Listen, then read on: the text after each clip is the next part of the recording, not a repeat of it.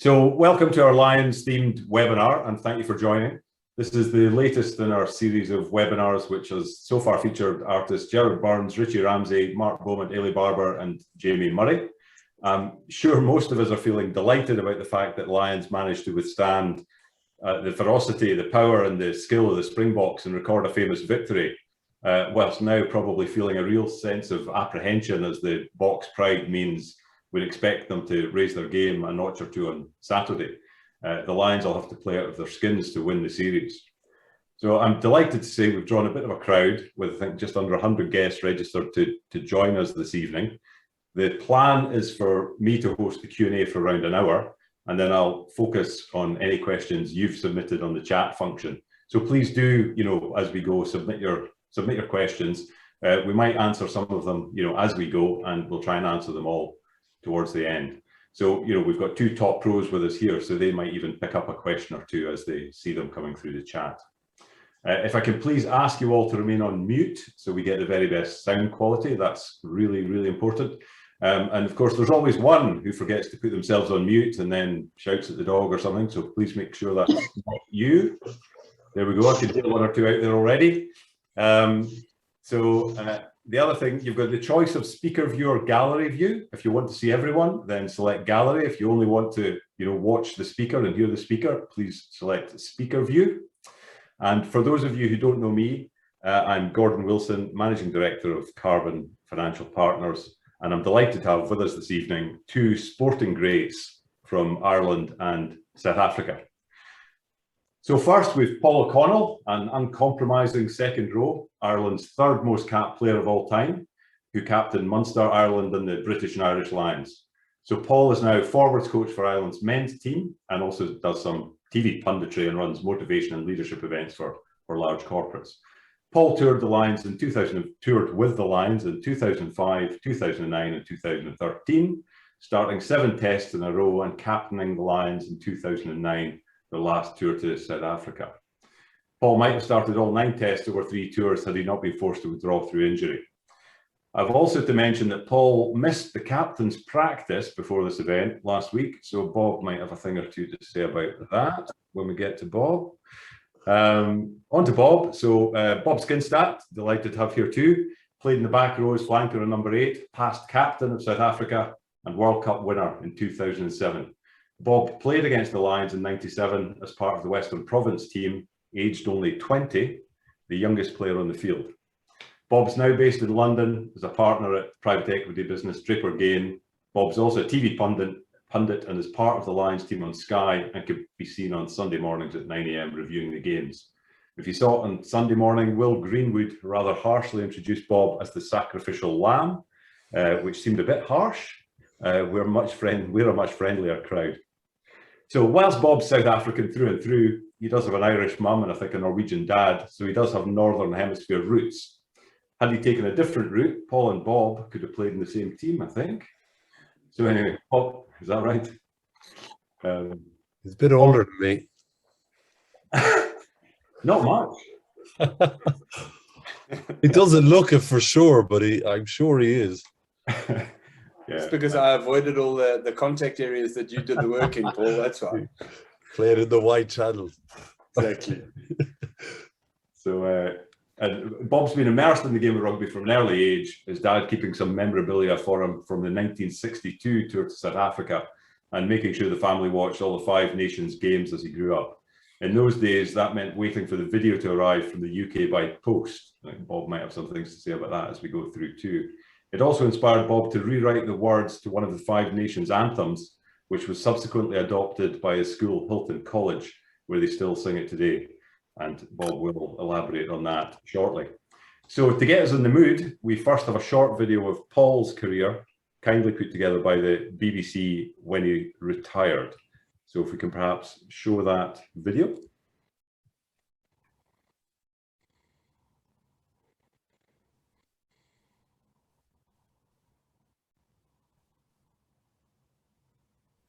Have we got sound? What a start to an international career.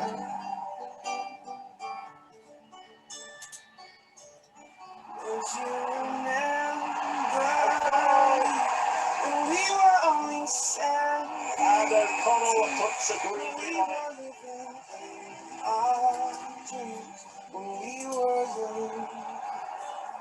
Now when your world it shakes, it can make you ache, it can bring it to your knees. It's not where you go, it's just where you're going and who's the company.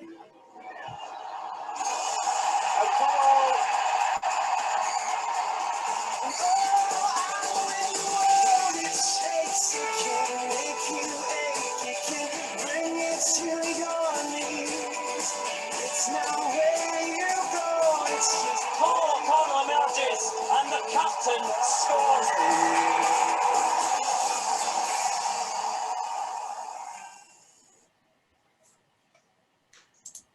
Thank you. So some notable or some great moments there from Paul's rugby career, and some notable comments I saw from some of the South African greats as well, which is probably quite a nice link this evening. I'm going to start with Bob. But Bob, perhaps you can open by talking about your introduction to rugby and your passion for Five Nations and what led you to write an anthem for the school. Yeah, thanks, Gordy, and good evening, everybody, and obviously a big hello to Paul, who's has been a rival and a friend, and it's fantastic to see you all. I am actually the outnumbered one at the moment because my team lost on the weekend. Everybody else's team won, so I can see big smiles. And now South Africa have got to put together a big performance this weekend. But I've told you before, Gordon, and you know, I was incredibly lucky to play rugby for South Africa because it meant so much to me because I was living in South Africa. But you know, my mum's from Carlingford in County Louth, and my dad was of Scandinavian origin. So I do have, you know, the Irish passport and Norwegian passport, and I don't feel too out of place over here. But quite literally, my mum's sisters were teachers at international schools around the world. My one aunt Karen was a teacher in Hong Kong at the international school, and used to send us the early Betamax videotapes of the Hong Kong Sevens, which was before, you know, even before VHS, which was before DVD, which was before anything streamed on the internet. And we used to watch not only the Hong Kong Sevens, which I eventually played in, so I think it does help on your motivation, but then my other aunt, Siobhan, used to send over the Five Nations to us in South Africa, because, you know, during apartheid we weren't afforded the opportunity to watch international sports, and we had our domestic competition. So one of my first abiding memories is actually seeing a video as I was growing up with my dad, this huge excitement and anticipation when David Soul's Scottish team walked out onto the pitch, onto a fully packed Murrayfield, and you know, won the championship, defeated England, and won the championship, or won the match that day. So I had this amazing sort of introduction to these teams, but then this great need to watch those games and be in those places. In fact, there were many times journalists in South Africa castigated me because I would sing along. I knew all the national anthems of the teams that we would play when we were on tour over here, and they'd say, "Oh, they're not showing loyalty to South Africa." Of course, I'd belt out our anthem as well, but I knew the words. And then the Corries penned a lovely anthem for sort of Scottish rugby, which was Flower of Scotland, and my school. I certainly wasn't the head of the choir, but I was a participant, and a friend of mine helped adapt a few of the words, and we sung "Oh Boys of Hilton." I was at Hilton College, and we sung "Oh Boys of Hilton," and spoke about, we're also, I think, oldest or second oldest rugby school in South Africa. So there was something with the history, something with the fact that one of the founders of the school had originally come from the UK, and we sort of put it all together, and now the guys belt it out in our big rival school games. And when I tell people over here, you know, it's a school game, they'll go, "Oh, well, that's nice. You probably had 150 odd people or whatever." But the recent match was postponed due to COVID. But the last edition had 21,000 spectators for the schools match. You know, at an under 18 level, it's a pretty healthy crowd to have in at a school to watch a match. So have been very linked to it for a very long time, and love the concept, and because of that, love the concept of the Lions and all of these nations coming together under one banner and playing, putting aside their differences and going on a tour together and taking on some of their rivals in world rugby. So it's a special time for me too. I have to keep my allegiance with South Africa, but certainly when the Lions go to Australia and New Zealand, there's no doubt as to who I'm supporting, and it's not the men from down under, I promise you. I think we've got a video of the Old Boys of Hilton to give people a flavour, have we, Victoria? Oh, good. I did send on one or two, and you know, they've actually added quite a few sort of beats and some new age stuff to it now. But I think this is the one that we found was slightly older with a Levers song. Yeah, there we go. That's the first team jersey in white with the fleur de lis on the chest.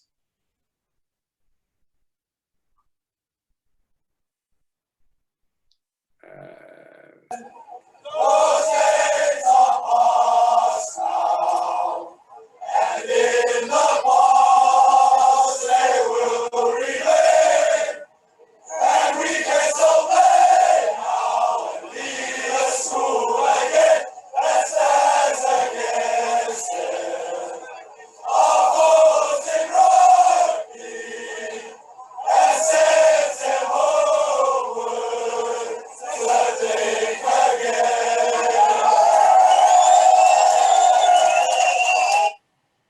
Brilliant. There we go. So there was a link there, Gord's, and you know, to be honest, I love watching rugby in all parts of the UK, in particular, obviously Ireland, because I've still got family there, and Scotland's very dear to me. I made my starting debut at Murrayfield all those years after watching those videos from my aunts, and it stays close to me. I don't think I would have ever been good enough to make the side alongside someone like Paul O'Connell, or but I certainly would have enjoyed competing for it. I think, and I love the concept of what the Lions brings to rugby. It's the old school tour, you know. I don't know what you feel, Paulie, but the middle of the week match, recovering, having to support a team on the weekend. When I made my debut for South Africa, the tours were still like that. You know, we came over and played Edinburgh Reavers. I mean, I'm not even sure if they were around for a while, but we played Scottish universities, and we played French universities and French barbarians on a Tuesday night, and then we'd have the test match on the weekend. So it was a hell of a tour, a lot closer to what a Lions tour is. And I think you have to have a bigger squad and more players, and you have these amazing memories about going to places and playing against teams that not a lot of people get to come up against in their international jersey. So it's a great privilege. So, Paul, it'd be good to hear from you what you think what makes the Lions tour so special. Well, for me anyway, it's the tradition that makes it so special. So the Lions, my love of the Lions came from the 1997 Living with Lions documentary, which was probably the first of its kind. You know, a lot of these documentaries now, they look a little bit staged. They look, you know, they're just too perfect. But that, you know, that's 25 years ago now that documentary was out. But I had it on VCR, and I must have watched it 100 times, and it was just incredible. We had some brilliant Irish players involved. Ireland hadn't had much success in the 90s, but we had Paul Wallace managed to start a tight head. Jeremy Davidson was in the pack and was actually player of the tour. Keith Wood was excellent on that tour, and Eric Miller played as well. He was involved in the test matches as well. So, but the video was incredible, and that's what I suppose created the Lions for me. And it's funny, you know, when you play over here, to play for the Lions, maybe for some guys it's a goal. It was never a goal for me. It's something that you think you dare not think it might happen, you know, because so much has to go right for you as a player, because you have to do well with your club side so that you get picked on your national side, and then your national side has to go well so that you can get picked for the Lions, because, you know, you would have seen it in Scotland 4 years ago before the New Zealand tour, when Scotland took that heavy beating against England. It probably did for a lot of their players in selection. So I've been lucky that Munster, throughout the years I've been up for selection, Munster have done well, Ireland have done well, and we've had a decent representation. So you've had a chance of getting picked, and then you've got to be injury free when it comes around. So that's where my love of the Lions came from, is that documentary. I mean, even I would have ended up watching, there's a pretty good documentary about the 1974 team that went to South Africa and went through the tour undefeated. I think they drew the last game. That was the only points they dropped. And, you know, some of the features on it, if you meet Willie John McBride in Ireland, you know, he's a legend of the game. Obviously, he played in the Lions tour in 1971, where they won in New Zealand. You know, no Irish player has up until a few years ago, no Irish player had beaten New Zealand. You know, to win against New Zealand in New Zealand, then to be captain in 1974. But if you meet Willie John McBride, he is such a gentleman. You know, he's just this pillar of society. And then there's this story in the documentary about when the hotel they were staying in after the last test was freezing cold, so they started pulling down the curtains and breaking the furniture and making a fire in the hotel to keep themselves warm. And the hotel management came to tell them, you know, there's big trouble here, we've called the police. And Willie John said, how many of them are coming? And so he's this big gentleman, but you obviously know there's a bit of a dark side behind it all. And there's stories with the Lions. You know, the whole thing about the Lions is when you go on the tour, there's no real rules. There's no one going to tell you you can't drink, or you can't do this, or you have to wear this, or anything like that. There's just a whole load of stories told about past tours. And those stories kind of set out the stall of how you end up behaving. And it's just very special. It's the tradition, trying to live up to tradition. Like, you know, the Welsh boys on the tour are desperately trying to live up to the real legends of that 1974 tour. They have iconic status in Wales, and same for us. You know, we're trying to live up to the Willie John McBrides or the Keith Woods. You know, as a concept, I think if it was invented now, the players would run a mile from it. You know, it really makes no sense. But, you know, we had a tough experience in the 2005 tour where Clive tried something different. It's not that it was wrong. He tried something different. It didn't work. We learned a lot of lessons from it. And I think since then, the 2009, 2013, 2017, they've been really, really tough, physical, hard tours. But every single player has enjoyed them immensely and taken away incredible, cherished memories. So it is a fantastic experience. You know, it annoys me sometimes. I hear people criticizing the Lions and the concept, particularly, you know, some club owners who feel they get these players back battered and bruised. They feel there's no place, but the players absolutely love the idea, love the concept. It's massive for them when they're selected. It's massive for them to get selected to play in a test series and to try and win a test series. And I'm sure in that 97 documentary, they make reference to when they were going to South Africa, the hotel owners still being afraid of the Lions appearing and destroying the hotels. In 97, Bob, of course, you were involved. So what were your memories of being involved and just of, you know, the circus when the Lions came to town? Well, I was very lucky, lucky and unlucky, Gordon, because you know, so my career was literally 1996 to 2007, and in 1997 I wasn't I played for the national 7 side and the national under 21 side, but I hadn't made it into the Springbok squad. So I played against the Lions in a provincial game, and I'm in that documentary. It was the Western Province game, the early tour game.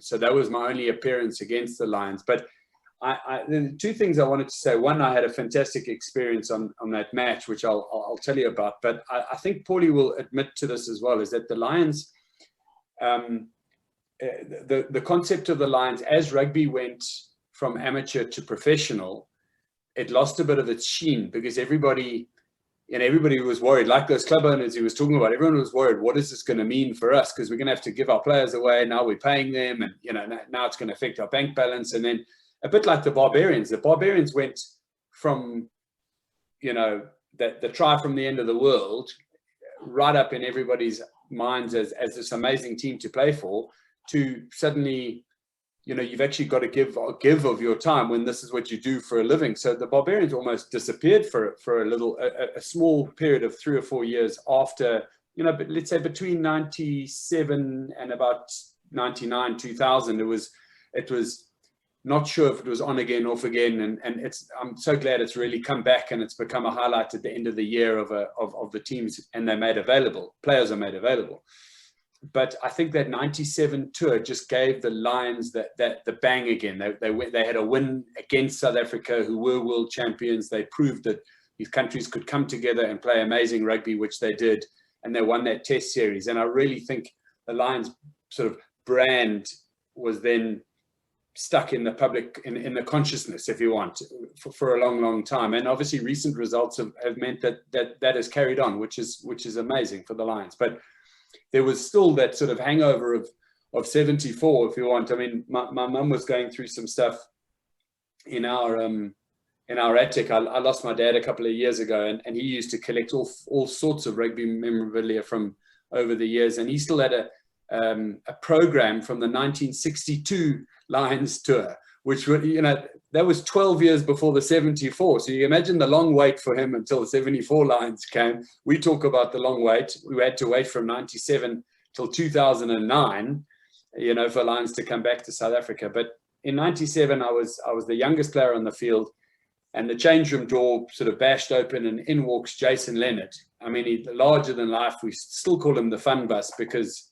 he always knows where the beers are and where the crack is, etc., etc. And he came over and he sat down right next to me, and he said, "I hear you're the youngest player on the Western Province team." And I said, "Yes, I am." And he took off his jersey that he played in that day, and he gave it to me. And I was all embarrassed, and it was my first sort of international match, so I didn't want to give the jersey away, but I thought I bet you. So I started taking it off. He says, No, I don't want your jersey. Don't worry about that. You keep that. This is for you. We're having some beers in the players' lounge once you showered and changed." And literally, I mean, I'd never met him from a bar or soap. That night, I went. He'd already pulled up 2 bar stools next to each other, and there were 2 pints waiting. And we literally sat and talked rugby with a smattering of the other players coming in and out, but didn't move from that spot for about 4 or 5 hours. And now I count Jason amongst my friends. I mean, he's been around to my house a number of times, even in the last year or so. I've done some work with Atlas Rugby in South Africa to help the money that he raises, make sure it goes to the right causes.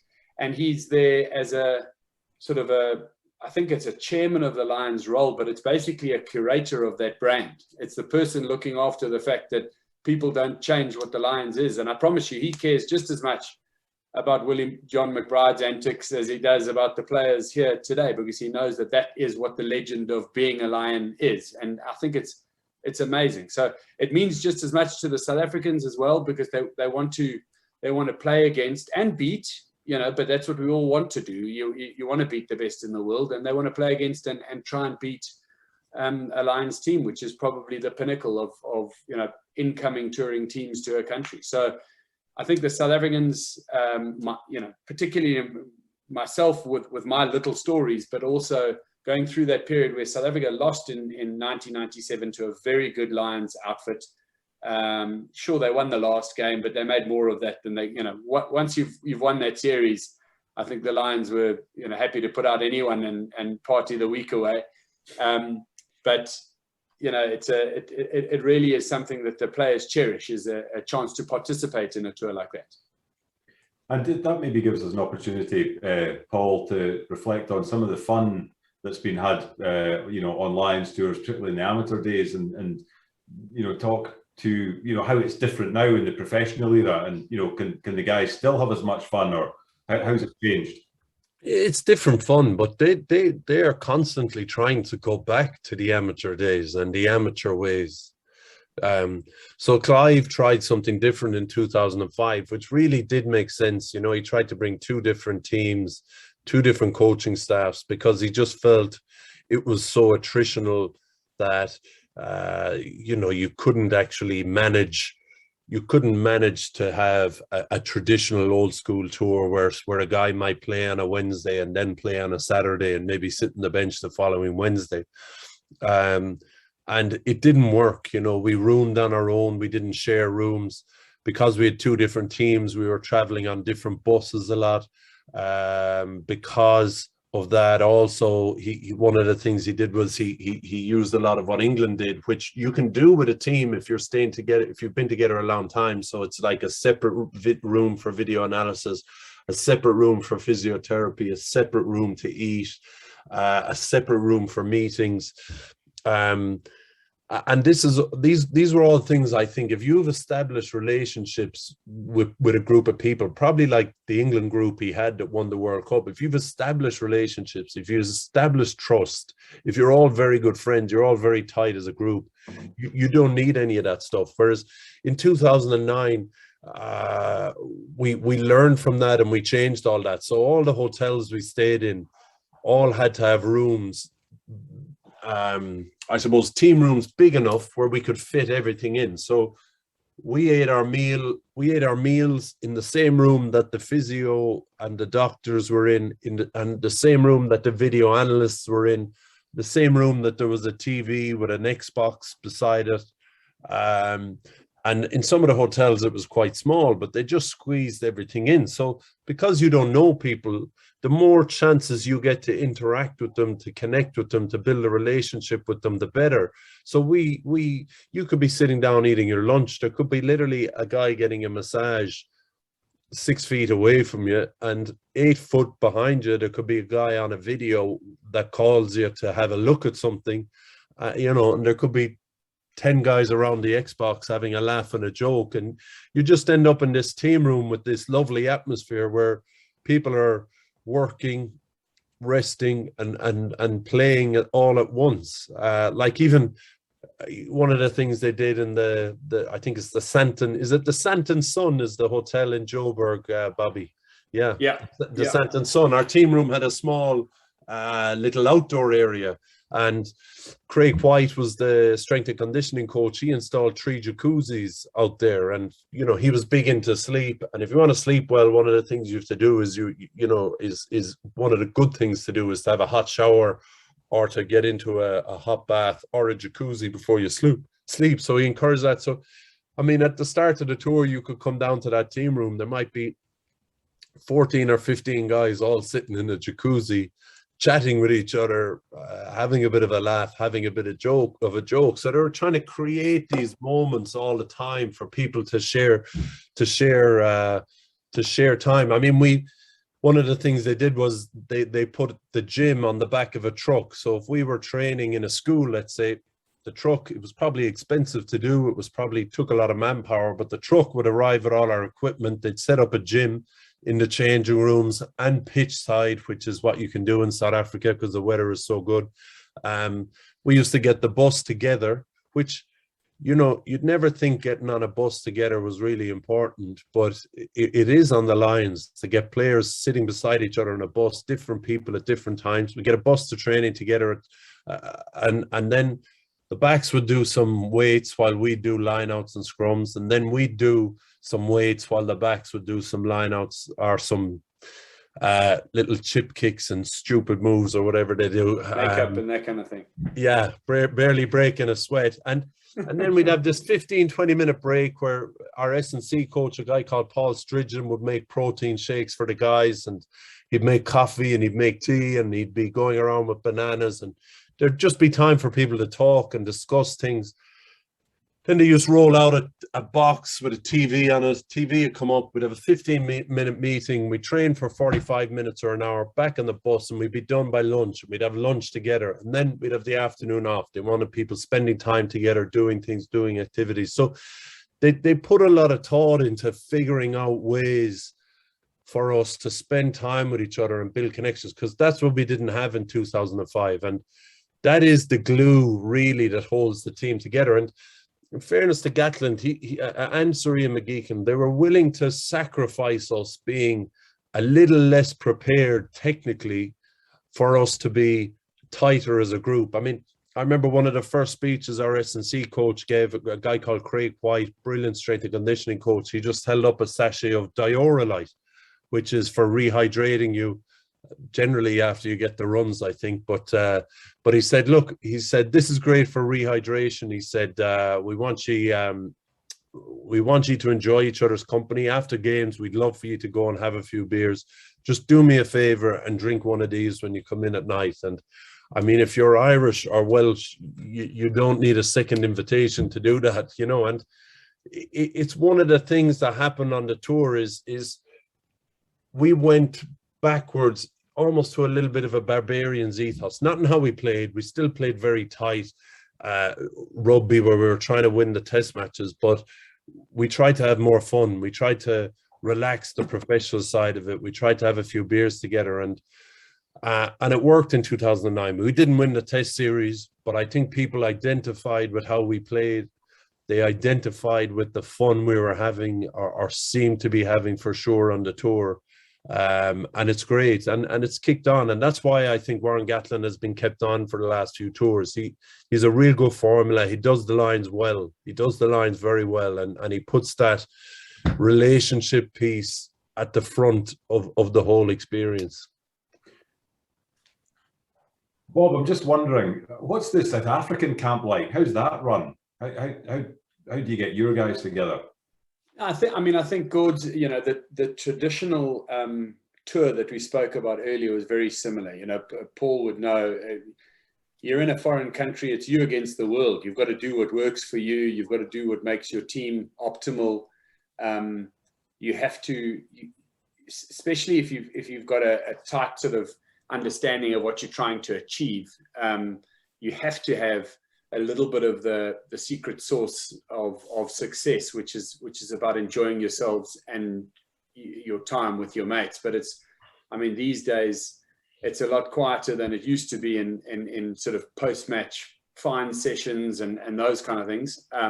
But the guys still understand about time together, and they spend good time together. I think in this case, when you're hosting an incoming international team, you know, the players almost go into a little mini tour internally themselves. Obviously, COVID is a highly accelerated version of that, but they would also still go to a hotel. They would have some family and friends come in. Some of the guys travel and have family and friends stay with them. It's not something that I particularly agree with. I think you've got a job to do in that time, and you can do the family stuff afterwards. But we've seen the camps on some of the media stuff that I've been doing, and they've got hotel pool with some guys are pushing kids around in prams, and some guys are doing post-match sort of rehabilitation stuff. But they will be in an environment where they've got to be spending time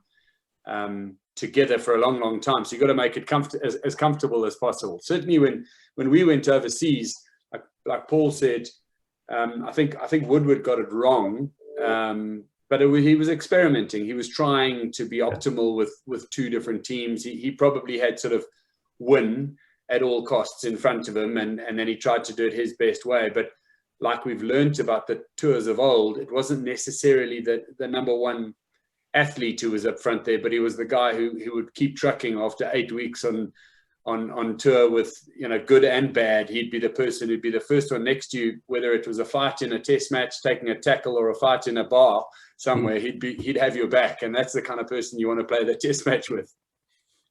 It's interesting when you're talking about the importance of being together and spending time together, and that one-on-one interaction. I'm just wondering how that's going to impact on business as we go forward, and and we're working remotely. I mean, you're both in business. I don't know if you want to say one or two things about how you think that might play out. Well, I'll give you an example. I work very closely with a guy called Owen Eastwood, who's just he's just brought out a book called Belonging. And Owen has worked with a number of international sports teams. He's a really, really smart. He's an ex-lawyer, but he's qualified in a number of different fields.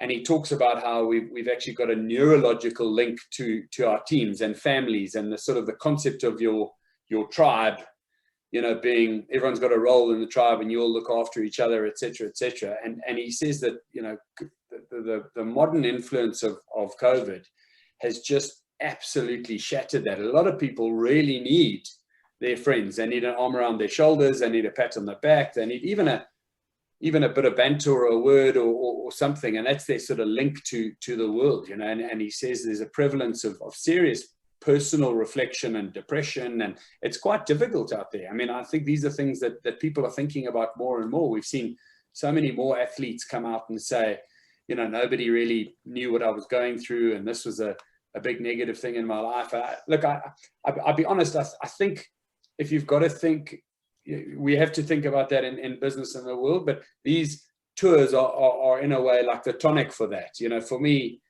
I was available as a barbarian because I was in a sort of I'd semi-retired. I'd had a bit of a fight with my coach in South Africa, and I played more modern day barbarian games than I think most players. I played, you know, the Cambridge game, the Oxford game, the Army and Navy game. I played Georgia, Portugal, Ireland, England, Scotland, Wales, you know, against South Africa. I played all these games, but you were on a tour that meant something, and you know, you were meeting people, etc. And I would really struggle on a COVID based tour, stuck in my room, having to isolate. You know, the only places that you can go are the gym or someone's bringing you food. I mean, it would be a really depressing, difficult place to be as a rugby player. I already know as a businessman, it's been a bit more difficult. Sure, there's work from home, but you don't always want to be home. You want to be at a place with other people that you're enjoying their company, you know? You mentioned Gatlin, Paul, and I just wonder if you want to say more about what makes him so successful. I think he understands the modern rugby player. I mean, you know, rugby now, if there's a platform called Opta, which Bobby will know about. So the British and Irish Lions game would have been up on Opta for, if you have a subscription for it, you could download it, and every single tackle made, every single line out, every single scrum, every single ball carry, every single pass, you can look at every single part of the game that you want to look at immediately. So the way the game is played, everyone is analyzing each other very easily now. But back in 2009, you know, there was a lot of different ways of playing the game, but not everyone knew exactly what everyone else was doing. So it was actually really, it was even more challenging in 2005, maybe a tiny bit less in 2009. But we just played the Welsh game plan in 2009, which Wasps had played before that. So if you played for Munster or whatever it is, any of these teams, and you'd watch Wasps playing and analyze them, you knew how they played. If you played against Wales, you knew how they played. So he just said, we're playing the Welsh game plan, which is a very easy way to learn how to play. No offense to the Welsh boys, but and literally within one training session, we were more aligned, I would say, than any other Lions team had ever been before in terms of how they were going to play. And that is really, really important, because it meant we could train less. It meant there was less thought required around where do I have to go, what do I have to do, and you can actually concentrate on being physical. I mean, he's big on very, very short training sessions, which again suits the Lions. I remember one day, you know, I would have been involved in trying to, very often the main line-out caller is also a kind of a de facto line-out coach. So I remember one day with Graham Roundtree, we were going to show some footage to the players, and I think with 11 clips clipped up. You know, it was going to be a 10, 12-minute meeting, nothing hectic. But I remember Graham Roundtree went up and he showed 3 clips. And after the meeting, you know, his meeting took 60 seconds. After the meeting, I said, "What?" I said, "What were you doing?" I said, "You're after leaving out a load of the stuff." He said, Gats came up to me beforehand and said, "What are you showing the players?" And I showed him, and he said, "Okay, that's lovely." He said, "I can't remember. You've 11 points there." He said, "I can't remember any of them. Pick 3." And Graham said, "Which 3?" And Gats says, "I don't care. Pick any 3, the most important 3." And he went up, and it was a great point. Listen, it's modern thinking now. You know, meetings are short, sharp. You know, it's generally 3 things. But back then, I suppose coaches were so eager to work and show their worth. You could be sitting in a 30-minute meeting, and you were going out to play an ultra physical sport where you were fatigued the whole time you were playing. It was very hard to deliver on a whole host of different points. And, you know, Gatlin was ahead of the curve in that regard. He had Sean Edwards with him as well in that 2009 tour, a fantastic defensive coach. I would say not one of his meetings were more than 3 minutes long. You get a defensive tip sheet before the game. I'd say if there was 36 words on the whole tip sheet, I'd be surprised. Maybe 6 sentences. That was it. And it's suited to the Lions. You know, he likes to train hard as well and play hard. He likes to see guys having a few beers together and spending time with one another.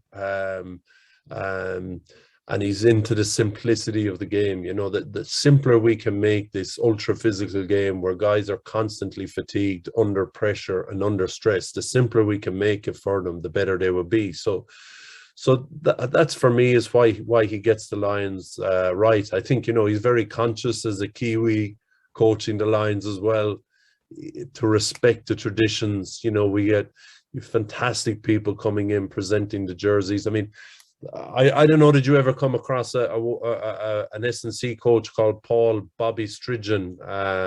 Bobby, did you? I know of Bobby. Yeah. He's a high energy guy, isn't he? Yeah, high energy guy, hilarious character, brilliant at his job. But every 2 years, Warren Gatlin makes him, like Gats wouldn't even have gotten the Lions job yet. He makes him, whatever club he's in or wherever he's working, make sure it's in your contract that you can get released for the Lions if you get asked to do it, because Gats knows he brings people together. He's very good at his job. All the S&C coaches are, but he brings people together with his jokes, his laughter, his energy. Paddy O'Reilly, the Irish bagman, great name, most Irish name of all time, Paddy O'Reilly. He's retired 4 years now. He brought him out of retirement to do the Lions tour this year. He hasn't picked up a bag. I mean, he does stadium tours in the Aviva Stadium. And whenever I walk past the Aviva Stadium, he's sitting out the front, smoking a cigarette and drinking a cup of tea. He brought him out of retirement to do the Lions tour this year because, again, he's the kind of person that brings people together. He helps build connections, build relationships. And that's what Gatland is good at. You know, he seems dour in his press conferences. He seems like he's zero fun, but he's very, very smart at what it takes to bring a team together very quickly. And he's really suited to the Lions. And what was brilliant for him is he was on the tour in 2009. Sir Ian McGeechan was the head coach. And like Sir Ian McGeechan has all these little rules for the Lions in the back of his head that he just tells through stories. You know, Jason, he tells the first story he tells when you come together as a team is this story about Jason Leonard, who was picked on the Lions tour in 1997, favourite to start the test matches, didn't start any test matches, but spent the whole tour trying to prepare the guys that did start to play as well as they could. You know, he has a rule that every player should start in the first 3 games. Every player on the tour has to have a chance of getting selected in the test matches, or else you're going to lose them somewhere along the line. You know, so I think the Lions did well for you know, the Gats was on that tour with him in 2009, and then they've stuck with him through the tour since. So he has a whole host of strengths, and he's particularly suited to the Lions. So, you know, the leadership clearly is really important, and you know, we've talked a lot about the coach and the team. The role of the captain. I mean, you've both been captains. Bob, how would you prepare a team before a test, and what's the role of the captain? Well, I think we've had very different roles as a captain. I mean, I was I think picked as a skipper for way before my time. I mean, I was the youngest captain of the Springboks at the time. I didn't even know what responsibility was. You know, I'd picked up a rugby ball and gone on a rugby tour, and then lumped with responsibility. But I think a captain's role. Well, in fact, I'll tell you a bit about that. So I went to Stellenbosch University, and my surname Skinstad is Scandinavian, as I was saying, but it sounds quite Afrikaans. You know, STAD, Stad is city in Afrikaans. So you Bloemfontein would be a stad as opposed to a city when you look at the street signs. So a lot of people have actually thought, as I was growing up and playing university rugby, that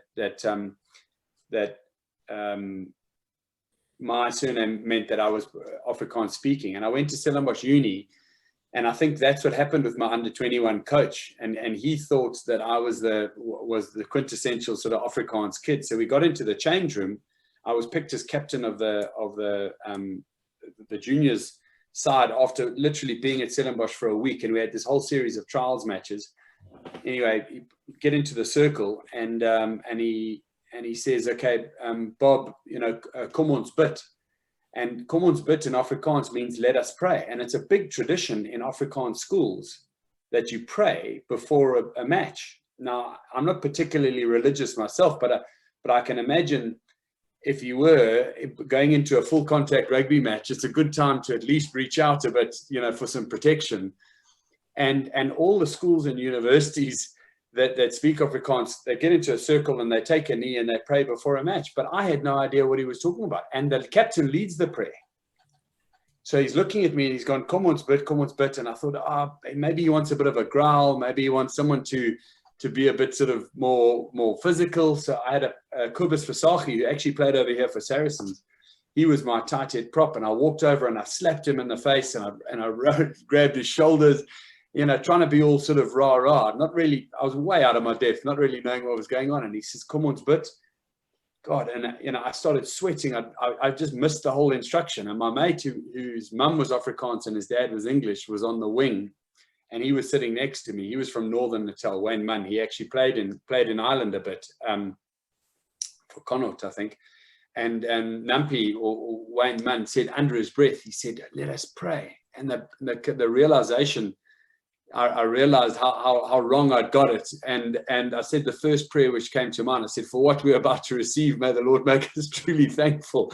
So the players have never let me forget it, and Stellenbosch sends me a card every year, and please don't come to the motivational talking symposium that we have, and they give me a hard time about it. But I think that the whole idea of being a captain and a leader is part and parcel with rugby. I feel is that the higher you get in the game, the better managed the people are, the better quality individuals, the better they are at their jobs. You've got some outliers, but you've got real quality players in their positions. So I captained the Springboks, but I mean, I had, Victor Matfield ran the lineouts. Robbie Fleck, who was vice captain, ran the backline moves. So we Joost van der Westhuizen and Robbie Fleck shared like a vice captaincy. I mean, you can't really complain about the quality of individuals who are in charge of their pockets.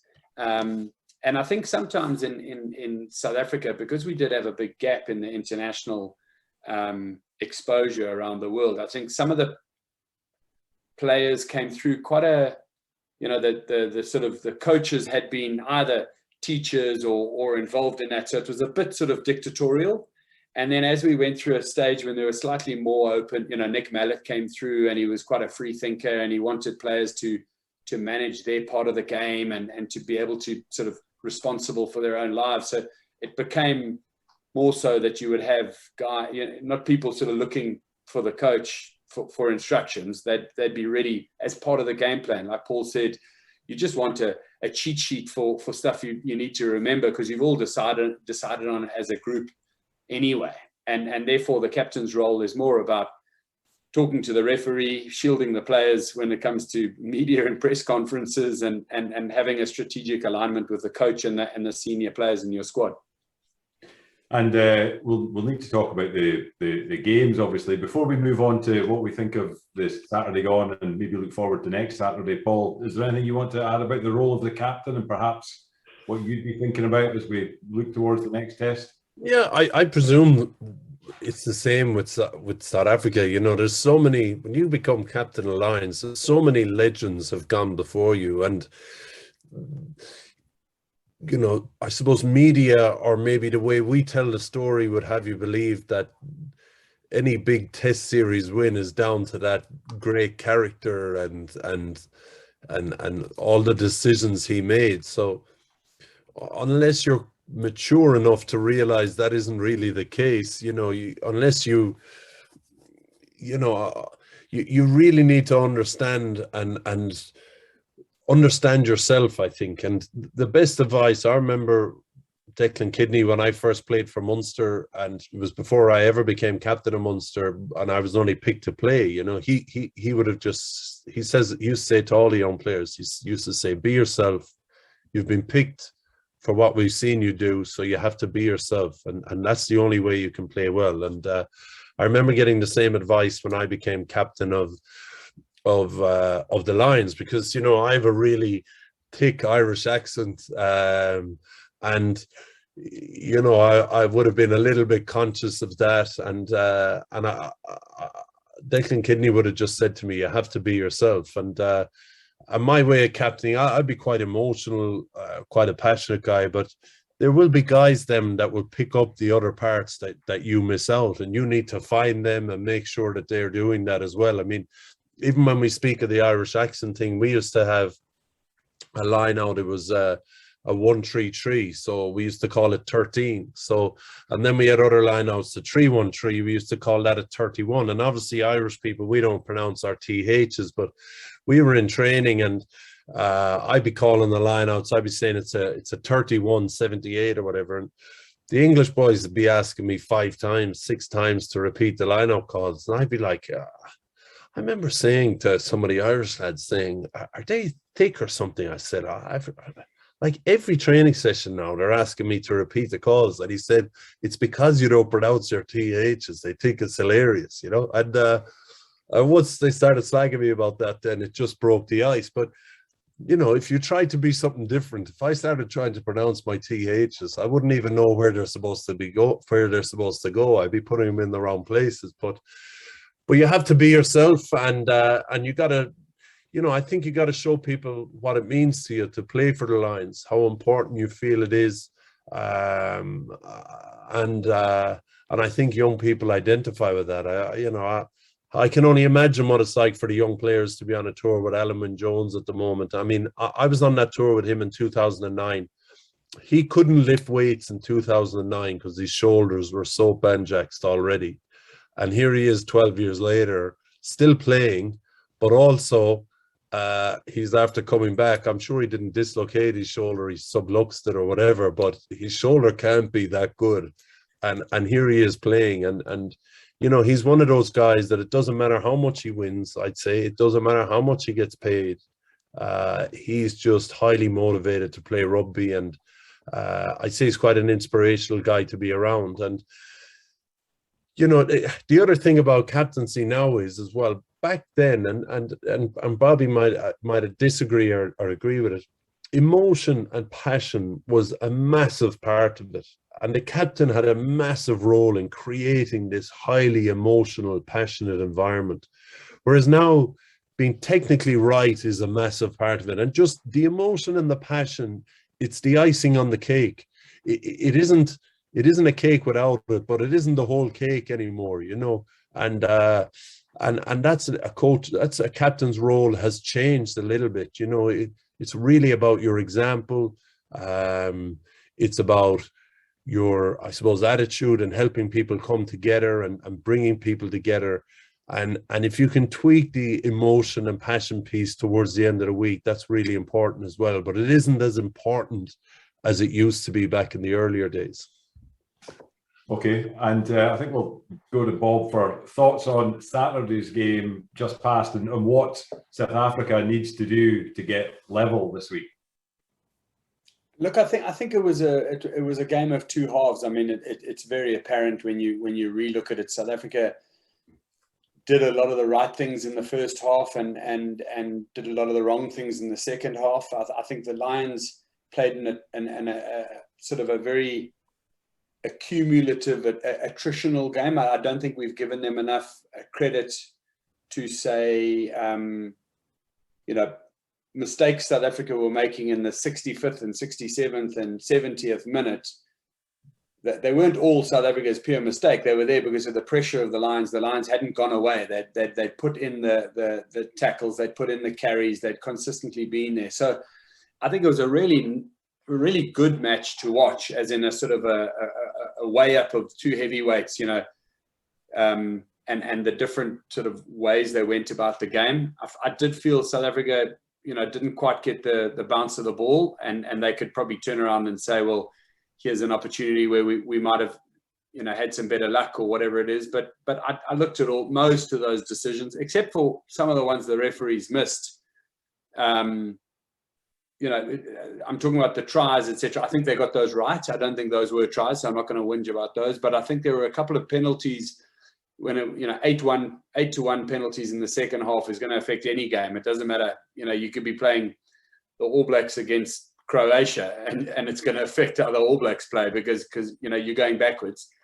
And in terms of what they have to do to get it right, I think I think strategically, South Africa's biggest mistake was replacing that whole front row at halftime. I've subsequently heard that it was because of an injury to Oxen Chair, the prop forward, and because he went off, they said, well, let's change the whole front row anyway. I would rather, I don't know how you feel, Paul, but in my mind, if you're playing well as a front row and you're dominating as a forward pack, I'd rather you go on again after halftime and you squeeze out 5, 6, 7, 8, 9 more minutes while your replacements are sitting on the bench just salivating and getting excited to come on and then take your place, than you get a 12-minute break and then you don't go back onto the field. I really felt that took the wind out of their sails a little bit.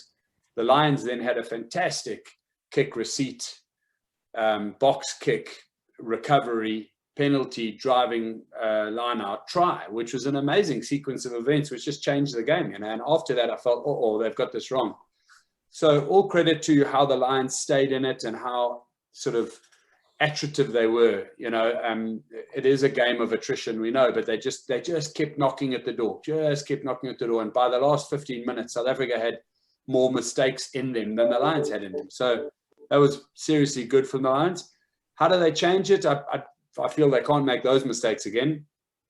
I think they did actually sort of manufacture something out of nothing opportunities quite quickly, South Africa. I felt they went from on the back foot to suddenly ball in hand, and then there we go. We're over the opposition's line. Yeah, sure. One was with a knock on, one was with a kick ahead, one was with a break, and then a forward pass. But they did look like they could score. So I'd like them to sort of carry on doing that. I think they've picked a slightly better side, actually, a better combination in terms of wearing the opposition down. I felt Kwagga Smith was good. He was all over the place, but he's 97 kilos. He can't carry and hurt you. Whereas Jasper Wiese has been hurting opposition in the Premiership all season. He's a good tackler. He's a good front foot ball carrier. So that'll give them a chance. I think that South Africa will feel if this is a game that's similar to last week and they get the bounce of the ball, they might squeeze out a 3 or a 4 point win, and then it's all to play for. And I would hope that that's the result, because I think it'd be amazing for this to go to a final weekend. But I also feel the Lions would say, well, if we can squeeze them like we did last week and we're in it with 15 minutes to go, we could win it after 2 tests and then we're done. And Paul, how did you see Saturday's game? And Yeah, I think the scoring of a maul try was the deciding of the game. I mean, South Africa don't concede maul tries, and that was a massive moment for the Lions.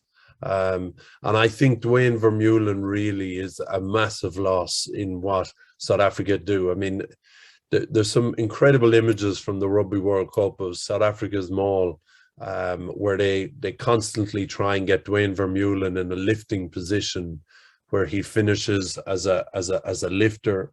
And I mean, every coach in the world has showed their players Dwayne Vermeulen mauling. He is incredible at it. He loves it, and he's incredible. And I think a big part of South Africa's maul was built around him, and a big part of that is they get penalties from that. The penalty they got to beat Wales in the World Cup came from a maul. A lot of what they do, you know, you talk about them losing the penalty count 8-1 in the second half. A lot of their penalties come from mauls, and he is a big loss. He'd be a big loss as well in terms of maul defense, so that try that was scored, and he'd be a big loss as well in terms of the backfield, being able to field high balls. But it's an unusual game. I mean, the Lions, like Wales did in the World Cup, are effectively playing South Africa's game right back at them. You know, the only team in that Welsh game in the World Cup, I think South Africa kicked the ball 36 times. South Africa kicked it 37 times and Wales kicked it 36. I think this week South Africa might have kicked it 4 or 5 times more than the Lions. The Lions are playing very little rugby, and they're relying on their kick chase game, and that's why the game is a little bit of a lottery, really. As Bob says, the bounce of a ball, a refereeing decision decides it. That's what happened at the weekend. I mean, you know, if Hamish Watson's penalty had been something else, the Lions could have been under severe pressure. If one of the disallowed tries had been awarded, you know, we'd be talking about Rassie Erasmus and Jack Niederbauer as the very smart coaches, and not Warren Gatland. So it's real, the way that both teams are playing, it's real knife edge stuff. You know, I think really only New Zealand are the team that can play rugby in the face of South Africa's defensive system. So I expect more of the same from the Lions, and I think it'll be a very, very similar game. It won't be, you know, I think if you understand what the South Africa are trying to do and how they're trying to play, it's quite interesting to watch. But if you're a neutral trying to watch it and see some flowing rugby, it's not going to happen. And where do you think, I'll ask you both this with your respective countries or teams, where do you think the Lions will seek advantage from the Springboks, and where will the Springboks be looking to seek the advantage from the Lions? Go for it, Paulie. Okay. A seek advantage. I don't think it's about seeking advantage. I think the Lions, when you look at the World Cup final, England lost the penalty count at the scrum 6-1. They managed to negate the South African mauls, and the South African maul had done a lot of damage in the competition up to that against Japan and against Wales. So for the Lions, it's about trying to negate their strengths or gain parity or slightly better at their strengths, which is scrum and maul. And after that, then I do think the Lions' high ball game is better. I do think the Lions have a better box kicking game, chase game, and receipt game, and they may get some breaking ball and create some momentum from that. I do think they're probably better prepared to play a bit more than South Africa, and may create something from that. I don't really know. I cannot see the Lions scoring another maul try. I would imagine, you know, for a South African to concede a maul try, they will be, you know, I can only imagine what the team meetings are like this week. So I can't see the Lions gaining advantage from that part of the game. So I think we're going to be trying to put them under pressure with the kick chase and hoping to create something off the back of that. But Lions will play no rugby in their own half. Neither will South Africa.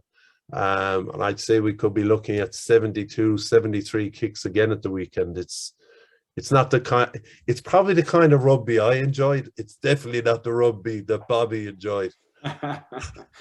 It's different rugby to certainly what we saw them play in the week against the provinces, but it's rugby that you need to win. These are two matchups that are trying to make the least mistakes. You know what I mean? It's World Cup fight.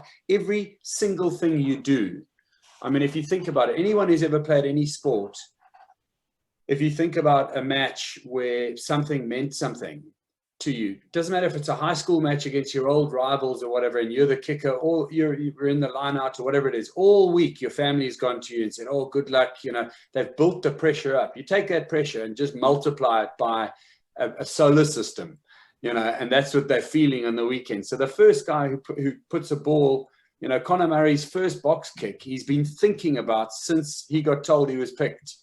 You know, where he wants to land it. If one tiny little thing goes wrong, then he lets a little bit of doubt creep in, and then he gets nervous and he hates it. I mean, the pressure is just through the roof. So we'll see how they react to that. And that's why, as Paulie says, I don't think we're going to see some free-flowing, try-scoring, you know, 45-44 in the sun of the Premiership final, which we saw over here. But it's part of what they do.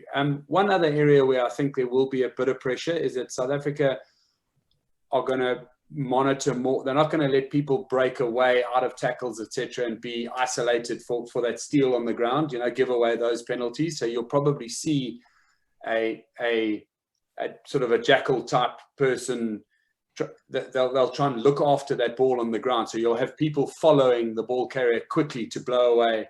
You know, they especially Sia Khaleesi with a very contestable penalty by Maro Itoje, but he got away with it with the, you know, hands over the ball on the ground where Khaleesi had broken off the back of the line-out maul and potentially was close to you know, South Africa then attacking for a try. You can't have someone break away like that because the guys are so good at the ball on the ground. They're so good at getting themselves over it and appealing then to the referee quickly for a penalty, and that just changes all the momentum. So we'll see a bit of work in that space. There's I'm moving on to questions from our guests. Eamon Keane is asking, should the box kick through the Lions' new midfield and see how they realign as opposed to Route 1 physicality? I think, you know, I don't think, look, I think Elliot Daly has obviously given up his position to Chris Harris, and they've moved Henshaw into 12. I think that they play well together. I think they would realign pretty quickly, and I'm not sure essentially what they would do differently as they would have in playing for the national side. But I do think that we will see ball carrying, and it will be at those players. It's more interesting for me is that after the reset, you know, if the Boks can get momentum with a carrier and then get around. I felt in that match, I mean, I don't think Cheslin Colby got the ball on the front foot once. He got it sort of flicked behind him in panic or in the air, you know, and he's only 5 foot nothing anyway. So there's no point in having him get a ball and then have to react. You know, the Boks need to try and get him the ball on the front foot. And so I think we'll see Lendi or Am crashing it up a little bit, and then people coming around the corner. If they're coming around the corner, then depending on whether it's Harris or Henshaw, they'll have to align with the wing outside them and one of the forwards inside them and defend very well there. But I think they know how to do that anyway. They're probably organizationally better on defense anyway. They know each other. And Johanna Dunlop has also a question for you, Bob. How do you feel about Duhan van der Merwe playing for the Lions?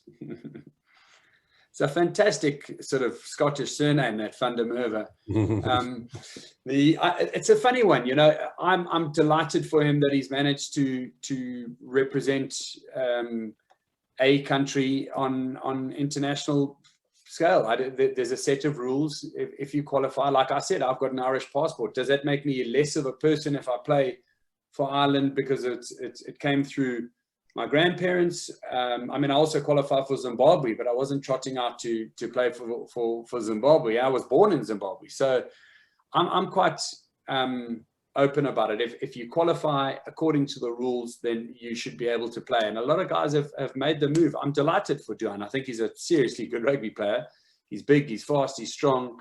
I thought he had a good test, actually. I think everybody was all eyes on him saying, is he going to be okay? Will he catch Cheslin Colby? I think he did well. He did well in the air.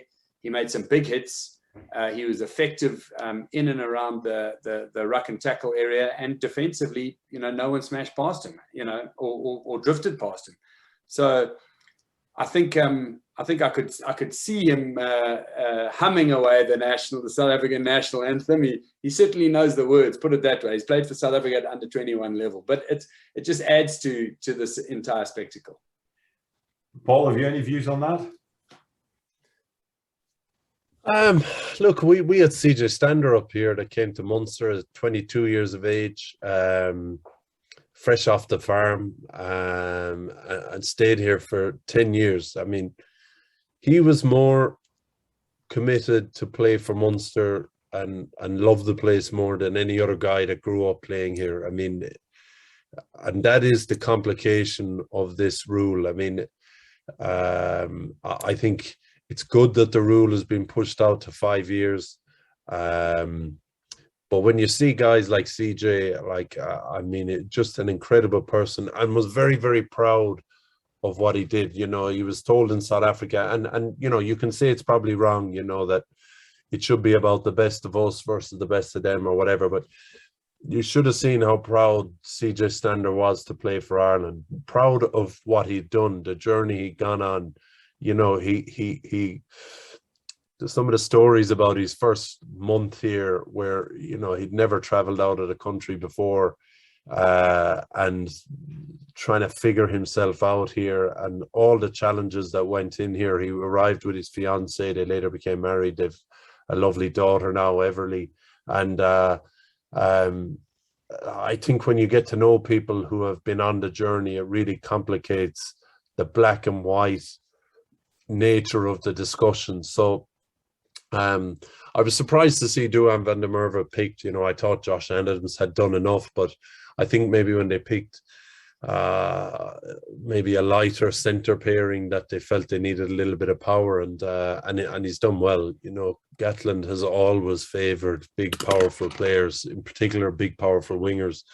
So I'd say he's a Gregor Townsend and a Steve Tandy pick for sure, but I'd say there wasn't many arguments for Warren Gatland either.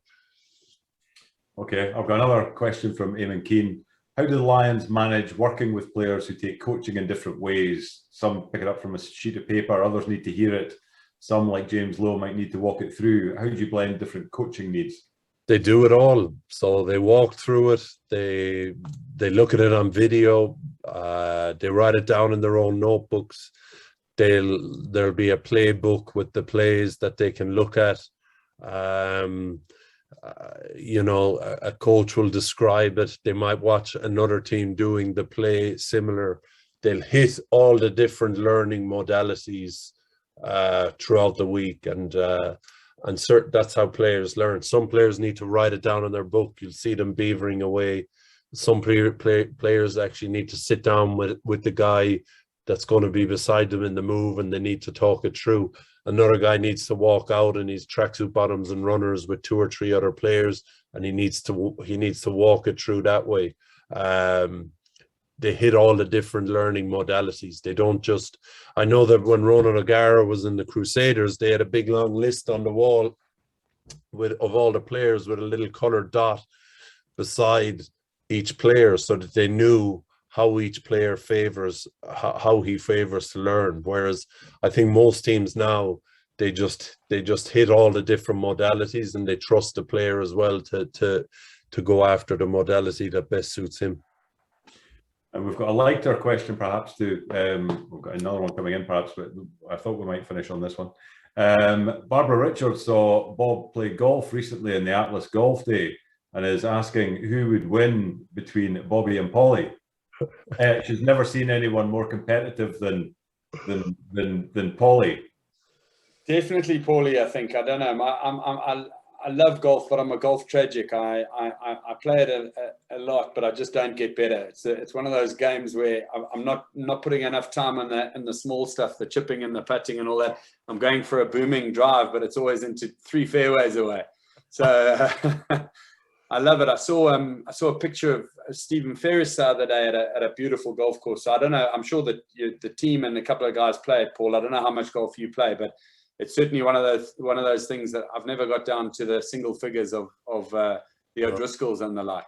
I used to play a lot when I was young, but I'm regressing badly now. But but I do love it. I must say I do love it. But I used to love how much the South Africans love playing golf. It was incredible. You know, you might be playing against South Africa on a Saturday, and you know, you'd be trying to ignore them or whatever, but you might get a text from one of them then on a Tuesday afternoon from looking to get you out get them out on a golf course somewhere on a Wednesday. And we'd then use that. These guys, they're not even concentrating on the game. We'd use that then in our stuff on Friday when we were talking about them. But they love their golf, the South African boys. Yeah. Love to get out there. Good man. Good stuff. I don't want to pose any more. That's been a fantastic hour and a quarter that's flown by. So I'd just like to say a huge thank you to Paul and Bob for agreeing to take the time to share your insights, your experience, you know, rugby at the highest level. I think that's been fantastic. Thanks to all the guests again for turning out and coming forward with your questions. And behind the scenes, we've got Alison and Victoria who have made the whole thing kind of run very smoothly. So thanks to you. We're having a break from the webinars in August. We'll be returning in September, joined by Paul Laurie in advance of the Ryder Cup. So please join us for that. We're just looking for a date to be confirmed, but we'll send invitations out in due course. And I just want to say, you know, hope we can all enjoy the game on Saturday. A Springbok win might actually be the best thing. Setting up a nail biter for a week on Saturday, I think that might be quite nice. So yeah. Thanks, guys, and everybody else. Enjoy Saturday when it comes. Thanks very much. Thanks for having us, Gordon. Cheers, and everybody. Take care. Thank you. Bye-bye. Thank you.